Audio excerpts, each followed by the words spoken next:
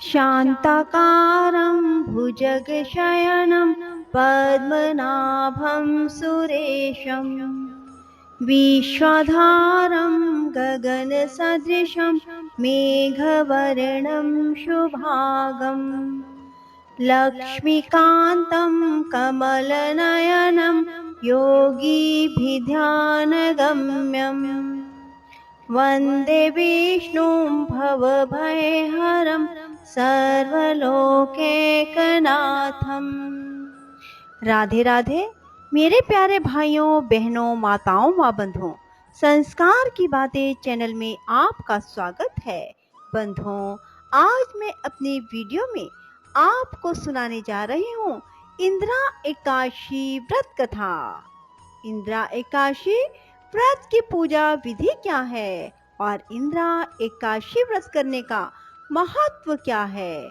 इंदिरा एकादशी व्रत का पारण कब होगा?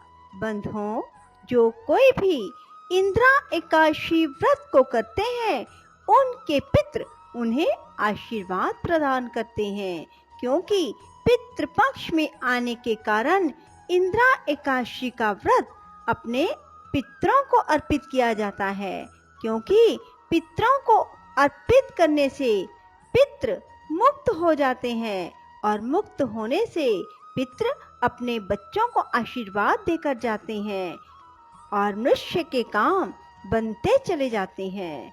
बंधुओं, जो कोई इंदिरा एकादशी व्रत कथा को भी सुन लेता है उनके पितृ तृप्त हो जाते हैं और उन्हें मनोवांछित वरदान देते हैं। बंधुओं, यदि आपने YouTube चैनल संस्कार की बातें अब तक सब्सक्राइब नहीं किया तो जरूर करें और बेल आइकन दबाना ना भूलें, ताकि आपको हमारी आने वाली सभी वीडियोस की जानकारी सबसे पहले हो सके। बोलो विष्णु भगवान की जय हो। धर्मराज युधिष्ठिर ने पूछा, हे जनार्दन, आश्विन मास के कृष्ण पक्ष की एकादशी का क्या नाम है? इसके व्रत की विधि और फल क्या है? कृपा करके कहिए। श्री कृष्ण ने कहा, हे राजन, इस एकादशी का नाम इंदिरा एकादशी है। यह एकादशी पापों को नष्ट करने वाली, पितरों को अधोगति से मुक्ति दिलाने वाली है। आप ध्यान पूर्वक इसकी कथा सुनो। इसके सुनने मात्र से वाजपेयी यज्ञ का पुण्य फल प्राप्त होता है। सतयुग में महिष्मती नाम की नगरी में इंद्रसेन नाम का एक प्रतापी राजा धर्म पूर्वक अपनी प्रजा का पालन करते हुए शासन करता था। वह राजा पुत्रों पौत्रों धन धान्य से संपन्न और विष्णु का परम भक्त था। एक दिन जब राजा अपनी सभा में बैठा था तो आकाश मार्ग से महर्षि नारद उनकी सभा में आए। राजा उनको देखते ही हाथ जोड़कर खड़ा हो गया और विधि पूर्वक आसन व अधर्य दिया। सुख से बैठकर नारद मुनि ने राजा से पूछा, हे राजन, आपके सातों अंग कुशल पूर्वक तो हैं, तुम्हारी बुद्धि धर्म में और तुम्हारा मन विष्णु भक्ति में तो रहता है। देव ऋषि नारद की बातें सुनकर राजा ने कहा, हे देव ऋषि, आपकी कृपा से मेरे राज्य में सब कुशल है। मेरे यहाँ यज्ञ कर्म आदि सुकृत हो रहे हैं। आप कृपा करके अपने आगमन का कारण कहिए। तब नारद जी कहने लगे, हे राजन, आप आश्चर्य देने वाले मेरे वचनों को सुनो। मैं एक समय ब्रह्मलोक से यमलोक को गया। वहाँ श्रद्धा पूर्वक यमराज से पूजित होकर मैंने धर्मशील और सत्यवान धर्मराज की प्रशंसा की। उसी यमराज की सभा में महान ज्ञानी और धर्मात्मा तुम्हारे पिता को एकादशी का व्रत भंग होने के कारण देखा। उन्होंने जो संदेश दिया है वह मैं तुमसे कहता हूँ। तुम्हारे पिता ने कहलवाया है कि पूर्व जन्म में कोई विघ्न हो जाने के कारण मैं यमलोक में रह रहा हूँ। हे पुत्र, यदि तुम इंदिरा एकादशी का व्रत मेरे निमित्त करो तो मुझको स्वर्ग की प्राप्ति हो सकती है। तब राजा कहने लगा, हे देव ऋषि, आप इस व्रत की विधि मुझसे कहिए। नारद जी बोले, हे राजन, आश्विन मास के कृष्ण पक्ष की दशमी के दिन प्रातः काल श्रद्धा सहित स्नान करना चाहिए। इसके बाद दोपहर को स्नान करना चाहिए। उस समय जल से निकलकर श्रद्धा पूर्वक पितरों का श्राद्ध करें और एक समय भोजन करें। रात्रि को पृथ्वी पर शयन करें। दूसरे दिन अर्थात एकादशी के दिन प्रातः काल दातुन करें और स्नान करें। उसके बाद भक्ति पूर्वक व्रत का संकल्प करें। संकल्प करते समय भगवान से श्रद्धा पूर्वक कहे, प्रभु मैं आज निराहार रहूंगा या रहूंगी और समस्त भोगों का त्याग कर कल भोजन करूंगा या करूंगी। हे भगवान, आप मेरी रक्षा कीजिए, आप मेरे व्रत को पूर्ण करें। इस प्रकार आचरण करके दोपहर को शालिग्राम की मूर्ति के आगे फल फूल रखकर उनकी पूजा करें। शाम को भगवान विष्णु की धूप दीप नैवेद्य आदि से पूजा करें और रात्रि जागरण करें। इसके बाद द्वादशी के दिन मौन होकर बंधु बांधवों सहित भोजन करें। बस यही इंदिरा एकादशी के व्रत की विधि है। हे राजन, यदि तुम भक्ति पूर्वक से इस एकादशी के व्रत को करोगे तो तुम्हारे पिता अवश्य ही स्वर्ग को प्राप्त होंगे। देव ऋषि नारद जी राजा को यह उपदेश देकर अंतर्ध्यान हो गए। राजा ने इंदिरा एकादशी के आने पर बंधु बांधवों और दरबारियों सहित इस व्रत को किया। व्रत के प्रभाव से आकाश से पुष्पों की वर्षा हुई और राजा का पिता यमलोक से गरुड़ पर चढ़कर स्वर्ग को गया।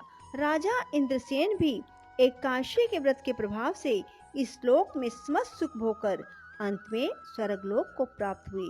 श्री कृष्ण भगवान ने अंत में कहा, हे धर्मराज युधिष्ठिर, यही इंदिरा एकादशी का महात्म है।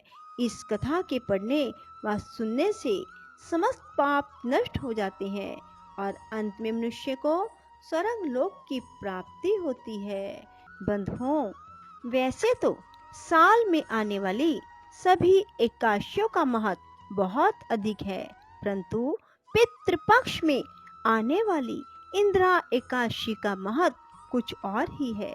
कहा जाता है, जो इंदिरा एकादशी व्रत करते हैं और उस व्रत का फल अपने पितरों के निमित्त अर्पित कर देते हैं, उनके पितृ तृप्त होते हैं और अपने बच्चों को मनोवांछित वरदान देते हैं। इसलिए बंधुओं, इंदिरा एकादशी व्रत अवश्य करें। यदि आप व्रत करने में समक्ष नहीं हैं, तो आप इंदिरा एकादशी व्रत कथा अवश्य सुनें, ताकि आपको भी आपके पितृ आशीर्वाद देकर जाएं। बंधुओं, आश्विन मास के पितृपक्ष में आने वाली इंदिरा एकादशी 21 सितंबर को है। यह व्रत 21 सितंबर को रखा जाएगा। बंधुओं, जो भी इंदिरा एकादशी व्रत करेंगे वे दशमी तिथि की रात को भोजन करने के बाद दांतों को अच्छी तरह से साफ कर लें। यदि हो सके तो भोजन रात को ना करें। यदि करना है तो दांतों को अच्छी तरह साफ करें, उसमें कोई अन्न कण फंसा हुआ ना रह जाए। बंधुओं, एकादशी तिथि को प्रातःकाल जल्दी उठें, स्नान आदि से निवृत्त होकर भगवान विष्णु की षोडश उपचार पूजा करें।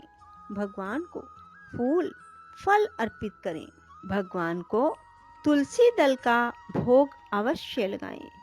बंधुओं, पूरा दिन भगवान विष्णु का नाम जाप लें और साथ ही भगवान विष्णु की कथाएं सुने, गर्भ गीता सुने, गजेंद्र मोक्ष का पाठ सुने, भगवान विष्णु की कथा सुने। बंधुओं, रात को जागरण करें, भगवान विष्णु के समक्ष शुद्ध देसी घी का दीपक लगाएं और भजन कीर्तन करें। प्रातःकाल स्नान आदि से निवृत्त होकर किसी ब्राह्मण को भोजन कराएं और फिर स्वयं भी व्रत का पालन करें। बंधुओं, एकादशी के दिन ब्रह्मचर्य का पालन करें। मांस मदिरा का सेवन भूलकर भी ना करें। जीव का दिल ना दुखाएं। किसी की निंदा ना करें। इंदिरा एकादशी व्रत कथा। बंधुओं, आश्विन महीने के कृष्ण पक्ष की यह एकादशी इंदिरा एकादशी कहलाती है। अन्य एकादशियों के व्रत के पुण्य से तो व्रत करने वाले को सर्व सुख और अंत में मोक्ष की प्राप्ति होती है, परंतु इंदिरा एकादशी का व्रत करने वाले के तो 7 पीढ़ियों तक के पितृ तर जाते हैं। इंदिरा एकादशी का व्रत करने वाला स्वयं तो मोक्ष प्राप्त करता ही है, वह अपने सभी पितरों का उद्धार करके उन्हें भी दिव्य लोकों में प्रवेश का अधिकारी बना देता है। इंदिरा एकादशी को भगवान शालिग्राम की पूजा की जाती है और पूजा तथा प्रसाद में तुलसी दलों अर्थात तुलसी की पत्तियों का प्रयोग अनिवार्य रूप से किया जाता है। श्री कृष्ण गोविंद हरे मुरारी, हे नाथ नारायण वासुदेवा। श्री कृष्ण गोविंद हरे मुरारी, हे नाथ नारायण वासुदेवा। श्री कृष्ण गोविंद हरे मुरारी, हे नाथ नारायण वासुदेवा। श्री कृष्ण गोविंद हरे मुरारी, हे नाथ नारायण वासुदेवा। श्री कृष्ण गोविंद हरे मुरारी, हे नाथ नारायण वासुदेवा। श्री कृष्ण गोविंद हरे मुरारी, हे नाथ नारायण वासुदेवा। श्री कृष्ण गोविंद हरे मुरारी, हे नाथ नारायण वासुदेवा।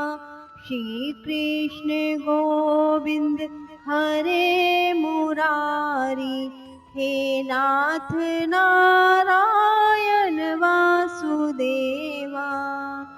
श्री कृष्ण गोविंद हरे मुरारी, हे नाथ नारायण वासुदेवा। श्री कृष्ण गोविंद हरे मुरारी, हे नाथ नारायण वासुदेवा। श्री कृष्ण गोविंद हरे मुरारी, हे नाथ नारायण वासुदेवा। श्री कृष्ण गोविंद हरे मुरारी, हे नाथ नारायण वासुदेवा। श्री कृष्ण गोविंद हरे मुरारी, हे नाथ नारायण वासुदेवा।